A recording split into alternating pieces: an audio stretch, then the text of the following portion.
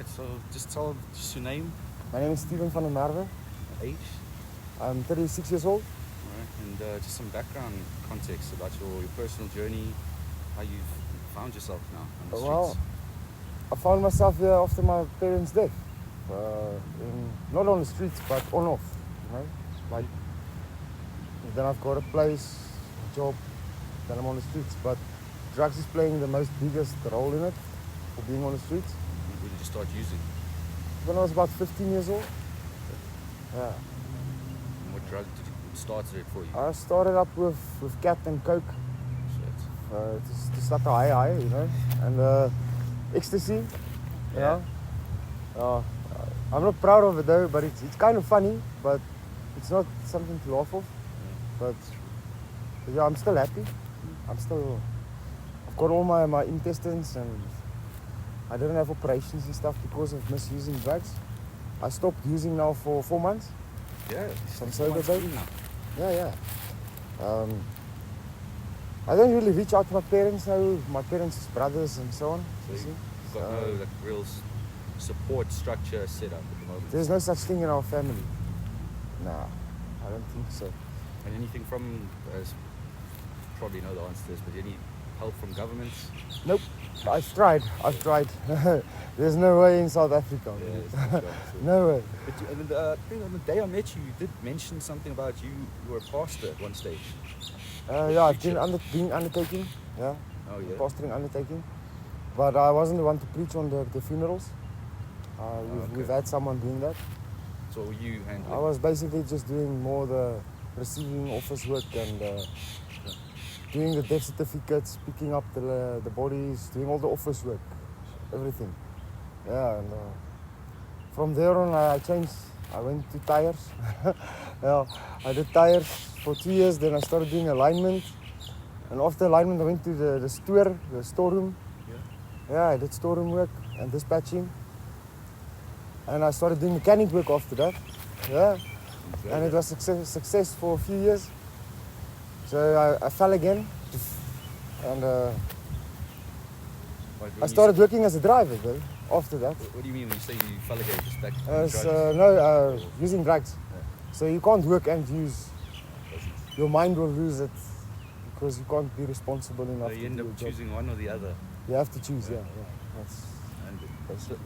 And with that, what would you say is like, how do you cope in living on the streets for yourself at the moment? Like especially at the moment now, you're 4 months clean. How are you finding to extract yourself works best? Well, by saying doing the best for myself, that's staying away from other outies. Hustling enough just for food and basically my legal habits. This ain't one of them. Now let's put it down. And that costs about $200 a day. No, just cigarettes, food, Cigarettes, drink. food and cigarettes, and basically a place to wash every second day or so. Where do you go wash? Well, you're looking at it. You come here to the river. Yeah, the river, bro. I just come down to the river. Okay. Yeah. With my bucket. Yeah. And I slide it between the riete there. I couple wash. Yeah. I'm Afrikaans boy though. That's why I'm eating you with a slang here. But I'm trying. Yeah. What's the main challenge, the main focus for the day is just, what would you say, getting...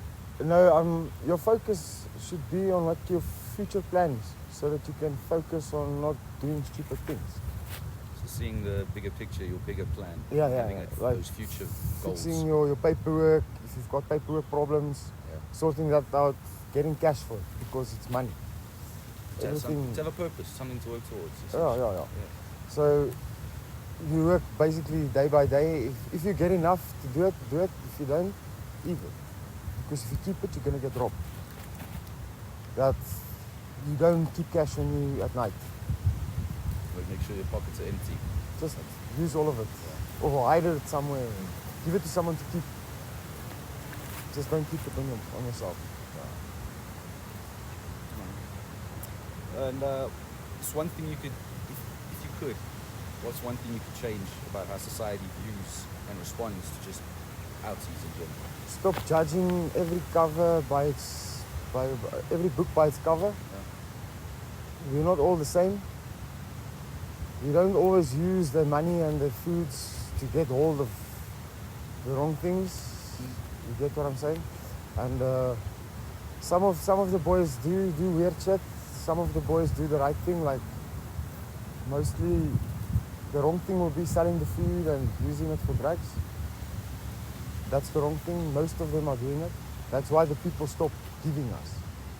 But people start knowing us by time, and they know exactly what you do and what your habits is, because they stop talking to us like you do.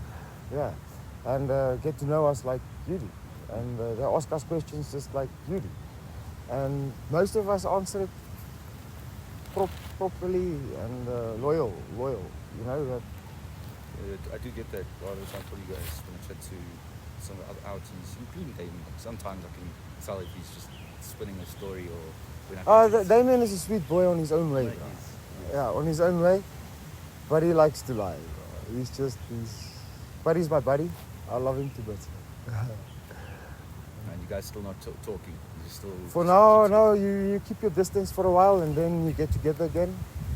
Like on the outies, it's like visiting your friend at his house. Your area is your area, my area is my area. You don't see each other for about 2 months, then or he passes to buy something this side, or I pass something to buy something that side, because he stays by the Indians and I stay closer to the druggies. So it's not that I'm using drugs with him, but I used to. Yeah. But my hustle is on this side, so I know this area better than the other area, and you don't see each other that much. The smaller owns, yeah, because we control the areas.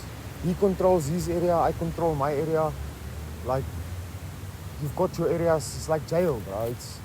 We've got our rules outside here. There's no rules, but there's some rules. Yeah. And we don't involve the police with snitching and bitching about other people's doings and so on. So that's just like one of the unspoken rules you guys have. Yeah, we don't snitch on each other. We don't bite each other's asses. And if we can chow each other, we're gonna go for it. Like, if I can take his money, I'm gonna take it. And if he can take my money, he's gonna take it. He's gonna hustle you out of it, or I'm gonna hustle him out of it, one way or another. But we don't do that with everyone. We only do it to the ones that does it to us. So, we're fair. We don't like stealing. We don't like people stealing. So our areas are clean. There's no such people around our areas. I noticed you're still having a problem with that other couple. We still have a problem with them, but we can't sort them out. The community should do that.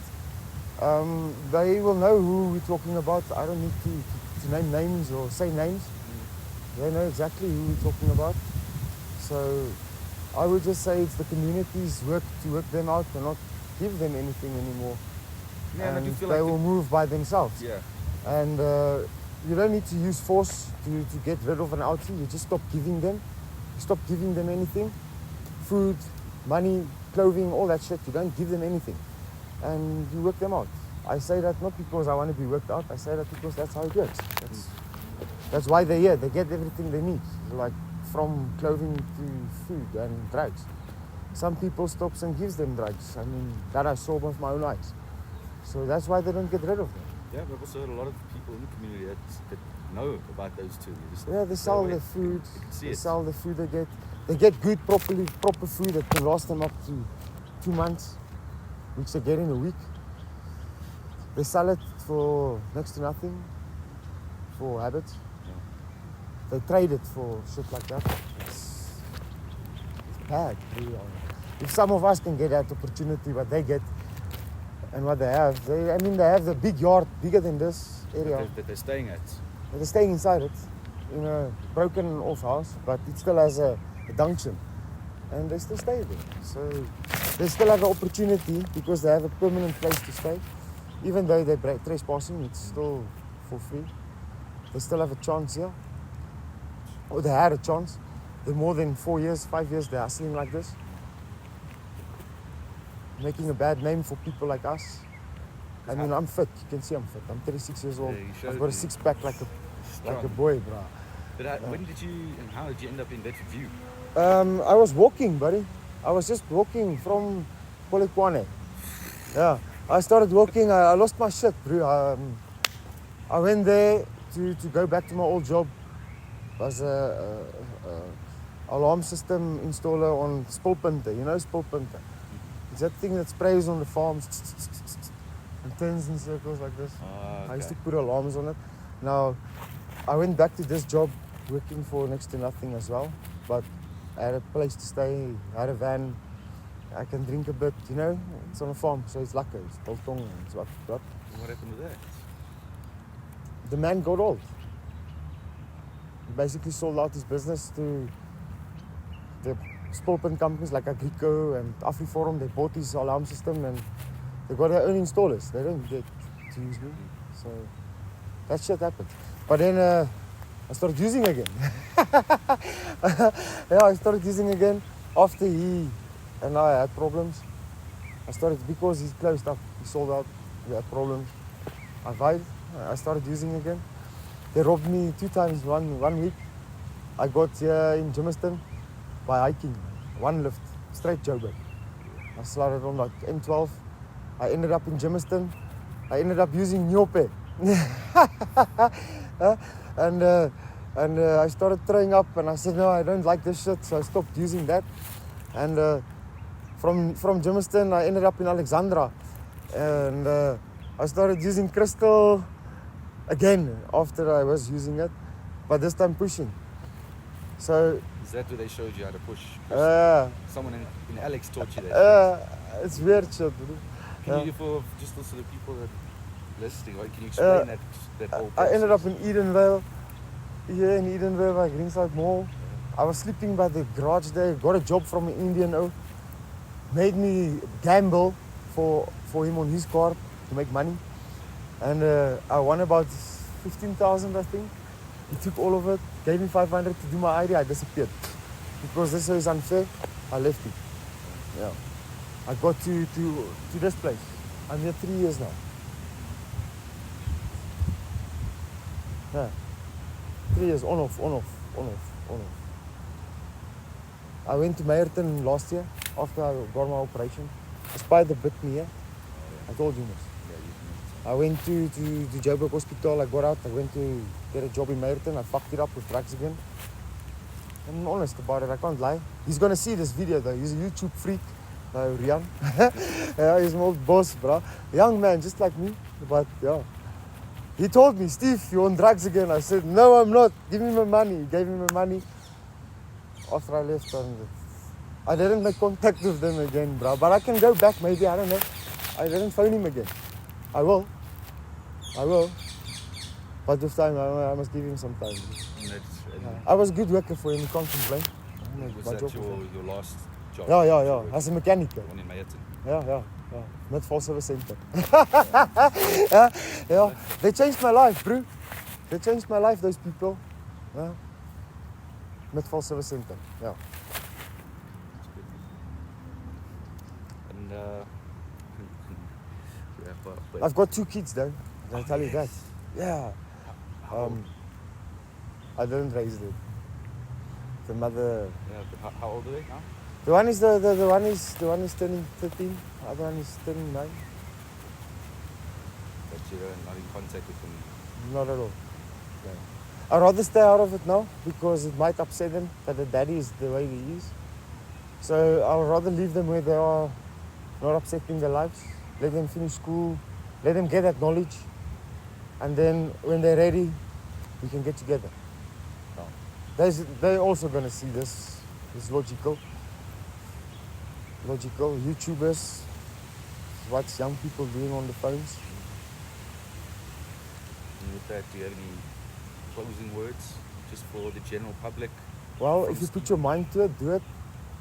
Baby steps becomes giant steps, just like Arnold said. Yeah. Even though he wasn't on the moon, his words were correct. Yeah. But okay. Yeah. The next time you guys see me, I'll make my own video. Yeah. How's that? Yeah, but I'll make this so do it again. Yeah, I'll compare the videos. Yeah, we'll even come back and do a follow-up. Yeah. on you. The follow-up, I will drive my own polo, boys. Well, you'll be dropping us off at the park, man. Yeah, I'll slap the Marta. Yeah. Yeah. That's it. Thank you. Positivity. That's it. That's it. Cut. Sweet. Thanks, Steven. Yeah. It's a split, man. Yeah, thanks, buddy. Don't say. No,